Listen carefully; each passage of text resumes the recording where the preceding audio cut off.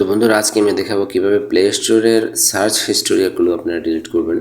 তো প্রথমে প্লে স্টোরে চলে যেতে হবে। তারপরে আসার পরে আমি আপনাদেরকে এখানে দেখাচ্ছি, আপনারা যে এখানে সার্চ করেন, এই যে সার্চের যে হিস্টোরিগুলো রয়েছে, তো এই হিস্টোরিগুলো কীভাবে ডিলিট করে দেবেন, ঠিক আছে। তো অনেক সময় ডিলিট করার দরকার পড়ে। তো আমি এখানে ব্যাকে যাব। ব্যাকে আসার পরে এই যে প্রোফাইল আইকন আছে, প্রোফাইল আইকনে একটা ক্লিক করে দেবো।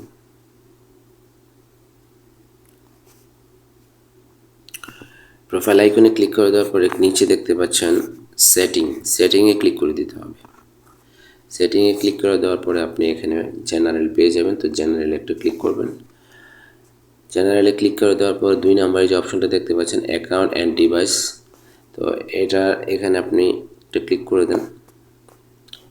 এটাতে ক্লিক করে দেওয়ার পর আপনি নিচে এই জায়গাটাতে দেখতে পাচ্ছেন ক্লিয়ার ডিভাইস হিস্টোরি, ঠিক আছে।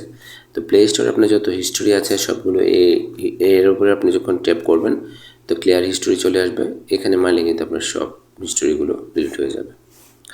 তো আপনি আশা করি দেখতে পেরেছেন। তো আমি আবার চেক করে দেখাচ্ছি। প্লে স্টোরে গেলাম, তারপরে সার্চ অপশনে গেলাম।